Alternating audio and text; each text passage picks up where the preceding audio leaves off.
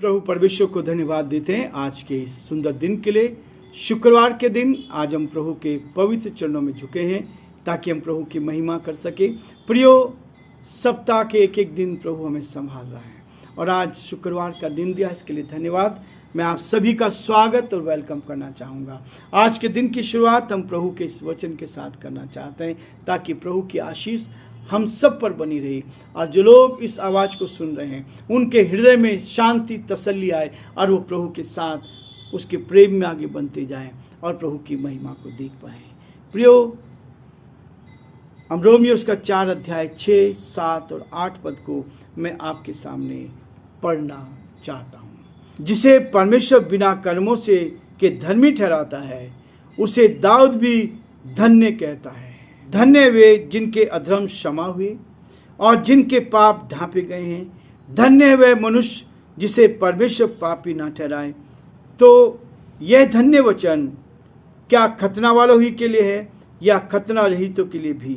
हम यह कहते हैं, अब्राहम के लिए उसका विश्वास धार्मिकता गिना गया। परमेश्वर अपने इस वचन के पढ़े और सुने जाने पर आशीष दे। आमीन। दुआ करेंगे।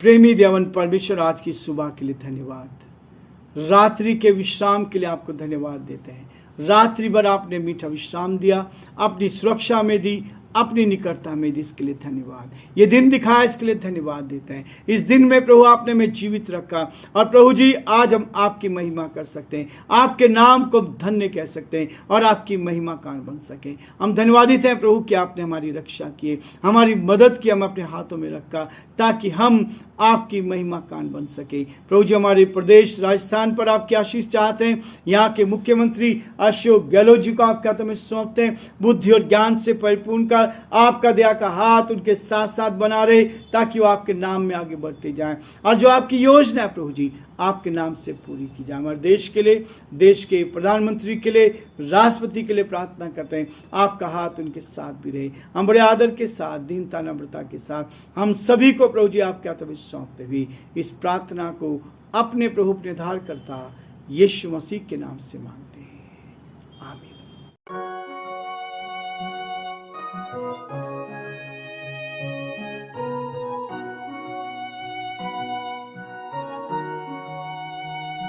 कलवरी के पास खड़ा हो, खून की धारा देखता जा,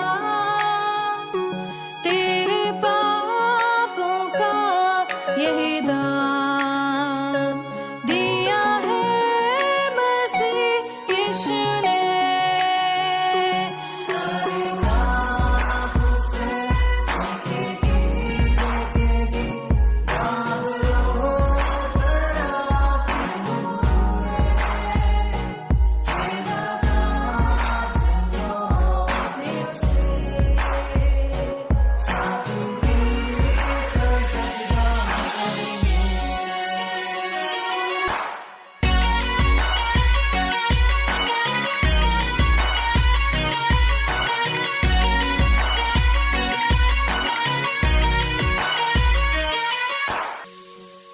ये हुआ सब तेरे लिए, तूने भी उसे छेड़ा था,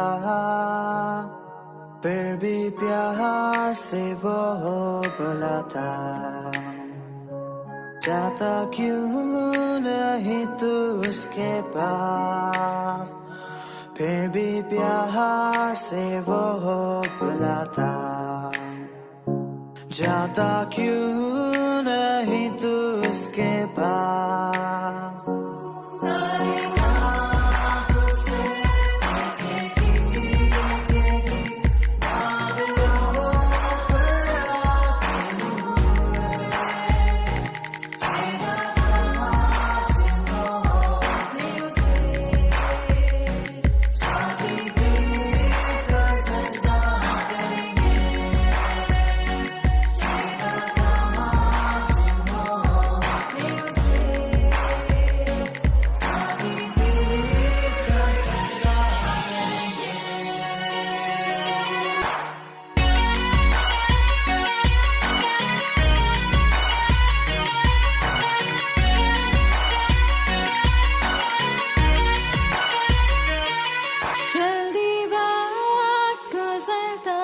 चाहता है।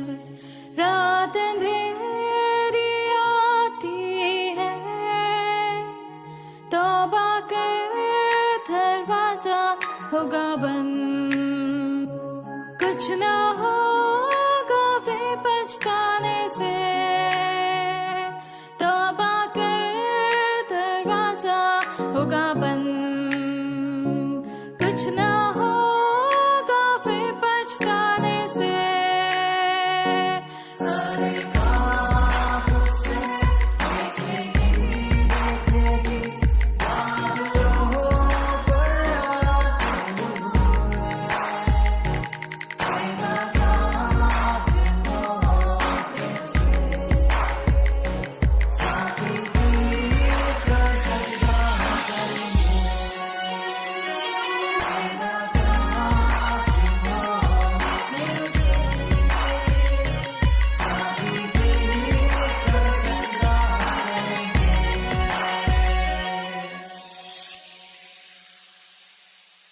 प्रियो, हम परमेश्वर का धन्यवाद करते हैं इस वचन के लिए जो आज हमने रोमियोस का 4 अध्याय से पढ़ा है। परमेश्वर हम सबको इसके द्वारा आशीष देना चाहता है ताकि हम और अधिक परमेश्वर के प्रेम में आगे बढ़ते जाएं और प्रभु की महिमा कर सकें। प्रियो, पौलुस ने पहले अब्राहम का जिक्र किया और अब यहाँ पर उसने दाऊद का भी जिक्र किया है। दाऊद इज़राइल का दूसरा राजा हुआ, उसका वर्णन भी यहाँ उसने किया है। वो कहता है 6 पद में, जिसे परमेश्वर बिना कर्मों के धर्मी ठहराता है उसे दाऊद भी धन्य कहता है। दाऊद का जिक्र क्यों किया गया? देखिए, भजन संहिता उसका 32 अध्याय में यहाँ क्या कहा जा रहा है। वही दाऊद जिसका जिक्र, जिसका वर्णन पौलुस वहाँ रोमियो की पत्री में कर रहा है। हजारों सालों का अंतर है। जहाँ दाऊद ने लिखा, उसके बाद पौलुस नए नियम में आके इस बात को लिखता है। 32 भजन संहिता 32 अध्याय और उसके पहले पद में लिखा, क्या ही धन्य वह जिसका अपराध क्षमा किया गया और जिसका पाप ढांपा गया हो। 2 पद में लिखा, क्या ही धन्य वह मनुष्य जिसके अधर्म का यहोवा लेखा न ले और जिसकी आत्मा में कपट ना हो, जिसकी आत्मा में कपट ना हो। और इसलिए पौलुस ने जब इसको पढ़ा था, इस चीज को देखा था, परमेश्वर की आत्मा वहां उसको फिर दाऊद का जिक्र करा रही है, लिख रही है। इसलिए प्रियो, नया नियम और पुराना नियम दोनों बहुत ही महत्वपूर्ण हैं। जिसे परमेश्वर बिना कर्मों के धर्मी ठहराता है उसे दाऊद भी धन्य कहता है। धन्य वे लोग हैं जो बिना कर्मों के धर्मी ठहराए गए। कर्म बिना उसको प्रसन्न करना अनहोना है। लेकिन प्रियो, हमने कोई कर्म, हमें सेत में ये धार्मिकता मिली है। केवल विश्वास किया आपने, आपके कर्मों के द्वारा आपको स्वर्ग राज्य प्राप्त नहीं हो सकता। लेकिन परमेश्वर हमें बिना कर्म के ही धर्मी ठहराता है। वो कहता है, दाऊद भी कहता है, बिना कर्मों के धर्मी ठहराता है। दाऊद से धन्य कहता है। क्या ही धन्य वे पुरुष जिसके अपराध क्षमा किए गए, जिसके पाप ढांपे गए हैं। प्रियो, हमने बहुत पाप किए थे, परमेश्वर ने हमारे सारे पापों को क्षमा कर दिया, उनको ढांप दिया, माफ कर दिया। हमें कुछ करना नहीं पड़ा, हमें स्वर्गीय राज्य में प्रवेश करा दिया। इसलिए पौलुस कह रहा है कि धन्य वे हैं जिनके अधर्म क्षमा हुए हैं और जिनके पाप ढांपे गए हैं। ये भजन संहिता 32 में दाऊद ने इस बात को लिखा। जब उसने अपने गुनाहों को माना, जब अपने गुनाहों से तौबा करी, वो कहता है, क्या ही धन्य वे जिनके अधर्म क्षमा किए गए। क्या ही धन्य वे मनुष्य जिसे परमेश्वर पापी ना ठहराए। परमेश्वर ने जगत से ऐसा प्रेम किया, उसने अपना इकलौता पुत्र दे दिया ताकि जो कोई इस पर विश्वास करे वो नाश ना हो परंतु अनंत काल का जीवन पाए। 9 पद में फिर कहता हो, तो धन्य कौन है? ये धन्य वचन परमेश्वर मुझे और आपको दे रहा है। प्रियो, परमेश्वर ने हमें धन्य कहा है और हमारे पापों को क्षमा किया गया है। धन्य वे मनुष्य है, धन्य आप सब लोग हैं जो इस आवाज को सुन रहे हैं, क्योंकि परमेश्वर आपको धर्मी बनाता है, आपके पापों को क्षमा करता है। आपको बिना दाम दिए आपको पापों से क्षमा मिलती है। इसलिए किसी को भी डरने की आवश्यकता नहीं है। परमेश्वर आपको धर्मी ठहराता है बिना किसी परिश्रम की। केवल विश्वास के द्वारा धर्मी ठहराया जाता है। जिसने उसकी ओर देखा, पश्चाताप किया, उसको धर्मी बना दिया गया। परमेश्वर हम सबको और आप सबको बहुत आशीष दे और परमेश्वर का हाथ आप पर, आपके परिवार पर बना रहे। आज दिन भर के लिए यही हमारी दुआ है कि आप अच्छे से अपने जीवन में आगे बढ़ें और बहुतों के लिए आशीष का, आनंद का कारण बन सके।